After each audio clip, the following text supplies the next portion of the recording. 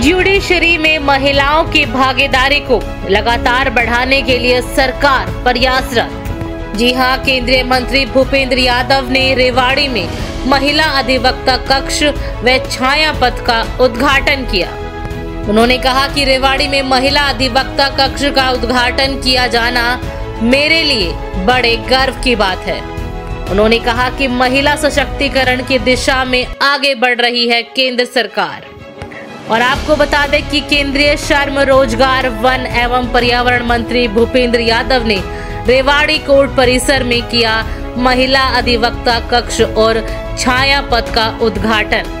नमस्कार, दैनिक साथी के डिजिटल प्लेटफॉर्म पर आपका स्वागत है।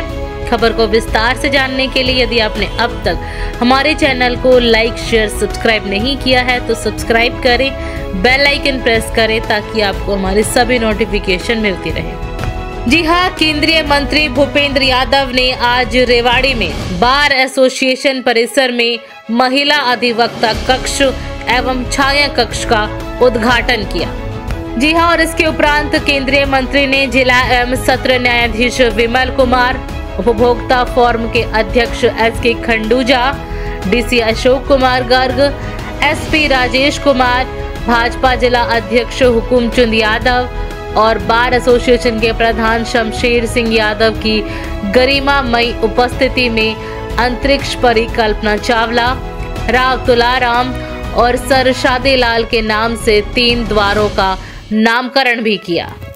और इस दौरान केंद्रीय मंत्री भूपेंद्र यादव ने अधिवक्ताओं को संबोधित करते हुए कहा कि ज्यूडिशरी में महिलाओं की भागीदारी को लगातार बढ़ाने के लिए सरकार प्रयासरत है। उन्होंने कहा कि यही कारण है कि प्रधानमंत्री नरेंद्र मोदी के कुशल नेतृत्व वाली भाजपा सरकार के वर्ष 2017 में देश के 4 महानगरों दिल्ली, मुंबई, कोलकाता और चेन्नई में 4 महिला चीफ जस्टिस ने कानून की कमान संभाली। और आज इसी कड़ी में मेरे द्वारा रेवाड़ी में महिला अधिवक्ता कक्ष का उद्घाटन किया जाना मेरे लिए बड़े गर्व की बात है। उन्होंने आगे कहा कि न्यायपालिका में महिलाओं का प्रतिनिधित्व बढ़ाना चाहिए। तो वहीं बार एसोसिएशन के प्रधान शमशेर सिंह यादव ने भूपेंद्र यादव का स्वागत करते हुए एसोसिएशन से जुड़ी मांगे रखी, जिस पर भूपेंद्र सिंह यादव ने अधिवक्ताओं की सुविधा के लिए अधिवक्ता लाइब्रेरी व महिला अधिवक्ता कक्ष को आधुनिक बनाने के लिए उसे पूर्णतः कंप्यूटरीकृत बनवाने का आश्वासन दिया ताकि वे वहां बैठकर प्रैक्टिस कर सकें और लंबित केसों में तेजी ला सकें और लोगों को त्वरित न्याय मिल सके।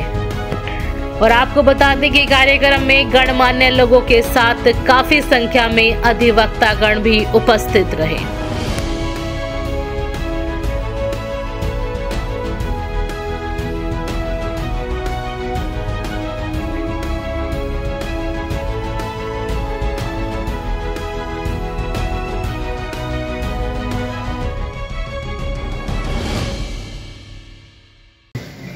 बार के कार्यक्रम में आना मुझे हमेशा ऐसा लगता है कि मैं अपनी जड़ों की ओर वापस लौटा।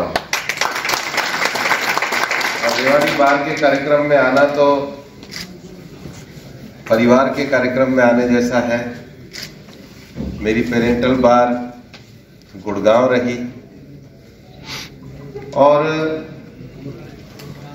धर्म सिंह जी हमारे मामा जी हैं। 1982 में जब LLM कुरुक्षेत्र में कर रहे थे तब से मेरी लगातार, मैं तो बहुत छोटा था उस समय, स्कूल में भी छोटा ही था, 93 का एनरोलमेंट है। लेकिन उसके बाद भी मेरा रेवाड़ी बार में आना हुआ क्योंकि उस समय मैं जब गुड़गांव में केस करता था, अभी इंडस्ट्रियल ट्रिब्यूनल की बात कर, रेवाड़ी में लेबर ऑफिस होता था, मैं उसमें अपीयर होता था। MACT के केस धर्म सिंह जी के साथ भी मैं करता था। और इसलिए आपके पुराने जी सर कोर्ट में मैं बहुत आया हूं, लेकिन आप लोगों को धन्यवाद देना चाहता हूं कि आज आपने अपने नए कोर्ट में भी मुझे बुला लिया। आपको बहुत बहुत धन्यवाद। लीगल प्रोफेशन हमारे देश में कई कारणों से बहुत महत्वपूर्ण है, क्योंकि हमारे देश में केवल एडवोकेट्स को ही ये राइट है कि वो किसी के बिहाफ पे अपीयर हो सकते हैं। ये एक्सक्लूसिव राइट है। एडवोकेट के अलावा हमने किसी को भी ये राइट नहीं दिया। दूसरा, जो लीगल प्रोफेशनल है, उसमें जब हम एडवोकेट बात करते हैं तो एडवोकेट होने के नाते कोर्ट में तो हम अपीयर हो ही सकते हैं, लेकिन कोर्ट के साथ एडवोकेट के रूप में लॉ ऑफिस चलाना हो, लॉ फर्म चलाना हो, गवर्नमेंट में लॉ ऑफिसर्स के नाते काम करना हो, लीगल रिसर्च करना हो, ये काम भी हम लोग बहुत अच्छे तरीके से करते हैं। और इसलिए जब इस प्रोफेशन की हम लोग आजादी के स्वतंत्रता के काल में भूमिका को मानते हैं, हमें लगा कि नोबल प्रोफेशन होना चाहिए, और इसीलिए सरकार के द्वारा 1961 में एडवोकेट एक्ट लाया गया। और जब एडवोकेट एक्ट 1961 में लाया गया तो उसका जो ऑब्जेक्टिव है एडवोकेट एक्ट का, उसमें लिखा भी गया यूनिफाइड बार में से अगर यहाँ के नियमों में वो होएगा तो 25 लाख रुपए की राशि भी। मेरा ये मानना है कि आपकी बार एक पुरानी बार है और रेवाड़ी की बार एक लंबे समय से काम करने वाली बार है, और लॉयर्स को जो सबसे ज्यादा लोग कम से कम इस देश में जिस प्रकार से कमर्शियल लिटिगेशन बढ़ रही है, तो सिविल लिटिगेशन में तो पहले हुआ करता था कि एक मुकदमा चलता था तो लोग अपनी जमीन भी जोतते रहते थे, उसी में से वकील को फीस देते रहते थे, और 15, 20, 25 साल चलता रहता था। लेकिन अब कमर्शियल लिटिगेशन का जमाना है।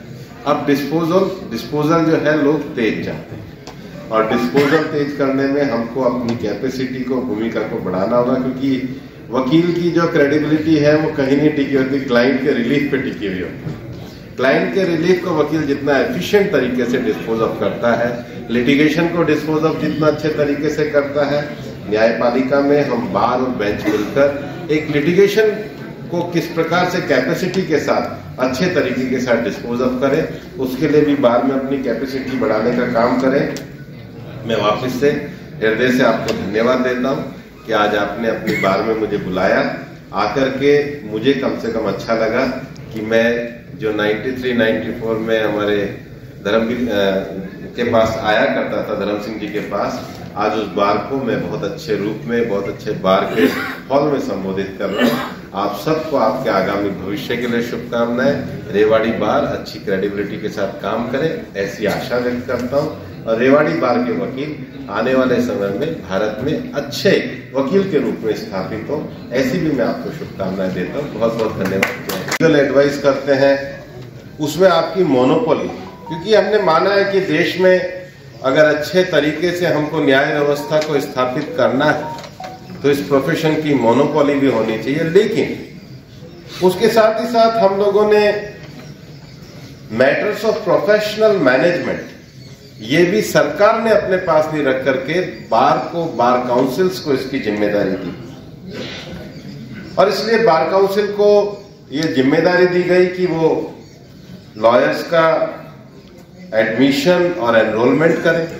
एज ए लॉयर भी हम लोग अगर अपना एनरोलमेंट कराते हैं, सर्टिफिकेट लाते हैं, तो ये जिम्मेदारी बार काउंसिल के पास ही है। दूसरा, बार काउंसिल को ये जिम्मेदारी दी गई कि कंडीशन ऑफ प्रैक्टिस को निर्धारित करें। हम जो भी लीगल क्षेत्र में अपनी प्रैक्टिस की कंडीशन है, उसका निर्धारण भी बार काउंसिल के द्वारा ही किया जाता है। तीसरा, बार काउंसिल को यह भी जिम्मेदारी दी गई कि वो प्रोफेशन को, उसके जो प्रोफेशनल स्टैंडर्ड है और कंडक्ट है, उसको भी बार काउंसिल तय करे। तो हम सेल्फ सस्टेन रेगुलेशन के मोड को सरकार के द्वारा हमको, या कानून के द्वारा हमको दिया गया है। लेकिन ऐसा करते समय as a lawyer, as a profession के नाते, क्योंकि जब मैं प्रैक्टिस करता था कई जगह हम कहते थे भाई भाई से झगड़ा करता है लेकिन वकील को खाली पेपर पे हस्ताक्षर करके देके जाता है। एफिडेविट तो आप बाद में भर लेते हो। मतलब आपकी क्रेडिबिलिटी समाज में कितनी है जी। और इसलिए इसको सेल्फ रेगुलेशन करने के लिए एक्ट में हमने जो प्रोफेशनल कंडक्ट और एथिक्स हैं वो बार काउंसिल को सौंपे, और इसके लिए डिसिप्लिनरी प्रोसीडिंग वो भी हमने बार काउंसिल के अंदर रखी है। आपने आज महिला कक्ष का उद्घाटन करा, और ये तो कोई संयोग ही हो सकता है कि आज मैंने आपके यहाँ महिला कक्ष का उद्घाटन करा और कल सुप्रीम कोर्ट ने 3 महिलाओं की एक्सक्लूसिव बेंच बनाई, तो दोनों का कुछ और ऐसे भी जुडिशरी में वुमेन रिप्रेजेंटेशन बढ़ना चाहिए। सरकार भी इसके लिए पूरी तरीके से प्रेरित रहती है कि जुडिशरी में वुमेन रिप्रेजेंटेशन बढ़ना चाहिए। जुडिशरी हमारी एक पूरे सोसाइटियल रिप्रेजेंटेशन को, हर क्लास हर वर्ग के रिप्रेजेंटेशन को प्रधानता देने वाली होनी चाहिए, समाज के सभी वर्गों का होना चाहिए। समय समय पर जब हम वैकेंसीज के साथ साथ सरकार इसके लिए पूरी तरीके से प्रतिबद्ध है, और इसलिए आप देखोगे कि प्रधानमंत्री नरेंद्र मोदी जी के नेतृत्व में जो सरकार चल रही है, 2017 में पहली बार एक ऐसा भी देश में अवसर आया जब दिल्ली हाईकोर्ट की चीफ जस्टिस जी रोहिणी थी, मद्रास हाईकोर्ट की चीफ जस्टिस उस समय इंदिरा बैनर्जी थी, बॉम्बे हाईकोर्ट की चीफ जस्टिस जस्टिस मंजुला चेलर थी, और कलकत्ता हाईकोर्ट की भी एक्टिंग जस्टिस जस्टिस निशिता निर्मल थी। एक साथ 4 हाईकोर्ट में लेडी जज जो है चीफ जस्टिस के नाते काम कर रही थी। तो ये जो रिप्रेजेंटेशन है इसको बढ़ाने के लिए सरकार भी पूरी तरीके से प्रतिबद्ध है, इसलिए आपने मेरे से आज अच्छा ही काम कराया कि महिला कक्ष का उद्घाटन कराया। और लेकिन 90 के दशक में लोगों ने सोचा नहीं होगा कि कंज्यूमर कोर्ट आएगा। आज कंज्यूमर अलग है, आज आर्बिट्रेशन अलग है, आज मीडिएशन अलग है, आज फैमिली काउंसलिंग अलग है, आज एनवायरमेंटल लॉ अलग है, आज इलेक्ट्रिसिटी लॉ में रेगुलेशन के नियम नए आ गए हैं, वो अलग तरीके से रेगुलेटरी बोर्ड से तय होता है। आज बैंकिंग में नए लॉ आ गए हैं, आज हम सरफेसी को से आगे बढ़कर आईबीसी जैसा लॉ लेकर आए हैं जिसमें नए जिसको कहते हैं कि प्रोफेशनल सिस्टम खड़े हो रहे हैं। तो जो लॉ का बढ़ता हुआ डायमेंशन है उसमें हम डिस्ट्रिक्ट कोर्ट के वकीलों का कैसे कैपेसिटी बिल्डिंग करें। हम नए देश में पेटेंट अटॉर्नी नए चाहिए होंगे, आज देश में इंटेलेक्चुअल प्रॉपर्टी को लेके नए लॉयर चाहिए होंगे। अब हमारे को इन दोनों विषयों का, और जो नए नेशनल लॉ स्कूल के बच्चे भी आ रहे हैं, ज्यादा हाई कोर्ट्स में प्रैक्टिस करने ज्यादा जा रहे हैं, या हम ही कहते हैं भाई यहाँ क्या करोगे डिस्ट्रिक्ट कोर्ट में, बड़े सीनियर के पास कोई आता है जी वकालत करने, बोले यहाँ क्या करोगे, चलो दिल्ली कर लो थोड़ा अच्छा हो जाएगा। लेकिन हमको डिस्ट्रिक्ट कोर्ट की कैपेसिटी बिल्डिंग को, डिस्ट्रिक्ट कोर्ट की नॉलेज शेयरिंग को, डिस्ट्रिक्ट कोर्ट के एडवांस लॉज को कैसे बढ़ाने का काम करना है, उसके बारे में अपने अपने तरीके से हमको सोचना। मिलते तो हैं ही, लेकिन यहाँ पर हमको अच्छे नए कंप्यूटर और जिसको कहते हैं वैसे ब्लॉक बनाने चाहिए जिसमें बैठकर उनके, और जो लेटेस्ट जो लॉ है, कम से कम जो वकील अपना रिसर्च करना चाहे, देखना चाहे, उनको सुविधा उपलब्ध हो। तो आपके महिला बार में और आपके ये जो लाइब्रेरी है इसमें अगर आप कोई ऐसा आप मेरे पास प्रपोजल भेजेंगे तो मैं अपनी तरफ से भी उसको करने के लिए